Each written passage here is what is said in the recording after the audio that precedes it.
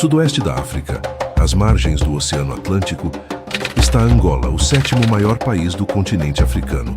Com mais de 30 milhões de habitantes e uma área maior que França, Espanha e Alemanha combinadas, Angola é uma das maiores nações de língua portuguesa do mundo. Seu território é rico em petróleo, diamantes e recursos naturais, e sua capital, Luanda, é hoje uma das maiores cidades africanas. Mas para compreender Angola moderna, é necessário voltar muitos séculos, a um período anterior à chegada dos europeus. Muito antes de existir o Estado angolano, a região era habitada por diversos povos africanos. Entre os mais antigos estavam grupos caçadores-coletores, conhecidos como Khoisan. Com o passar dos séculos, povos agricultores e metalúrgicos de línguas bantu migraram para a região, trazendo novas formas de organização social, agricultura e tecnologia do ferro.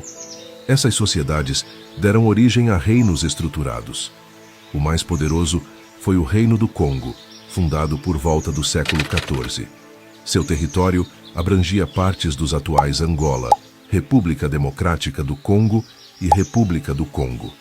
Governado por um rei chamado Manicongo, o reino possuía uma administração organizada, comércio ativo e relações diplomáticas com outras regiões africanas. Ao sul, outro reino importante era o Ndongo.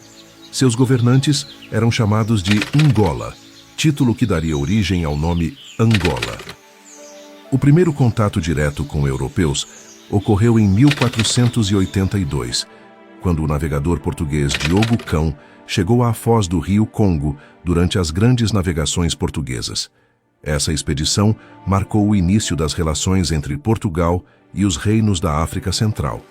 Inicialmente, essas relações foram diplomáticas e comerciais.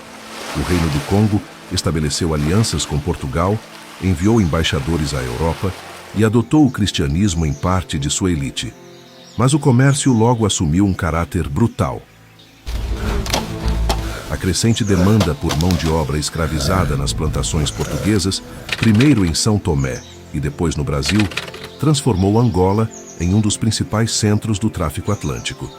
Milhões de africanos foram capturados, vendidos e transportados através do oceano. O próprio rei Afonso I do Congo chegou a protestar contra o comércio descontrolado de seu povo, mas o sistema já havia se tornado parte essencial da economia colonial. Em 1575, o português Paulo Dias de Novaes liderou uma expedição que estabeleceu uma presença permanente na região. No ano seguinte, foi fundada Luanda, que se tornaria o principal centro colonial português em Angola. A partir desse ponto, Angola passou a desempenhar um papel central no sistema atlântico. Durante séculos, milhões de africanos foram capturados e transportados como escravizados para as Américas, especialmente para o Brasil. Apesar do avanço português, o domínio europeu encontrou resistência significativa. Uma das figuras mais importantes dessa resistência foi a rainha Nzinga Mbande, nascida por volta de 1582. Ela tornou-se governante dos reinos de Ndongo e Matamba e liderou uma longa luta contra a expansão portuguesa.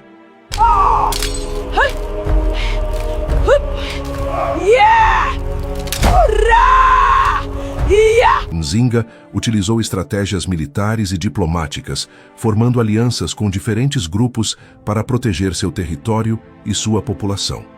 Sua liderança prolongou a autonomia africana em partes da região por décadas. A rainha Nzinga morreu em 17 de dezembro de 1663, deixando um legado duradouro de resistência política e militar.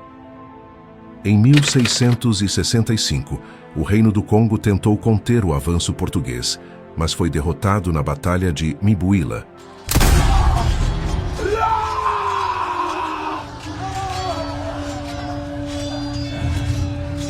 O rei do Congo, Antônio I, foi morto e decapitado em combate. Sua cabeça foi levada para Luanda e sua coroa e cetro foram enviados para Lisboa como troféus. Portugal consolidou gradualmente o controle sobre a costa e expandiu sua presença ao longo dos séculos seguintes. Durante os séculos seguintes, Angola tornou-se uma das principais bases do Império Português na África. O tráfico de pessoas escravizadas continuou até o século XIX, quando foi oficialmente proibido. No final do século XIX, durante a chamada Corrida pela África, as potências europeias formalizaram suas colônias no continente. Portugal consolidou o controle sobre Angola como território colonial. No início do século XX, colonos portugueses migraram em grande número para Angola, enquanto a população africana era frequentemente submetida a trabalho forçado e exclusão política. Esse sistema gerou tensões que cresceriam ao longo do século XX.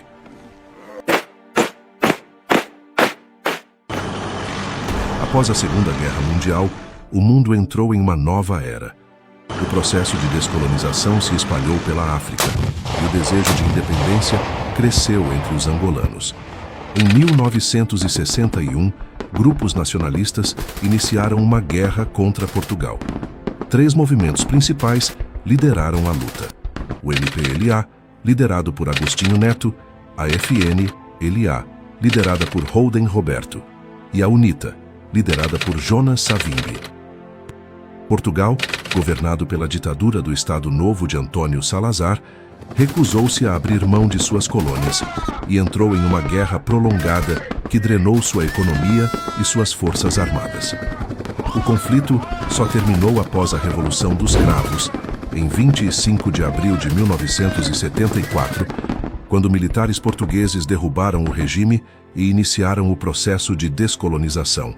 Em 11 de novembro de 1975, Angola finalmente declarou sua independência. Em nome do povo angolano, proclamo o nosso país em República Popular de Angola.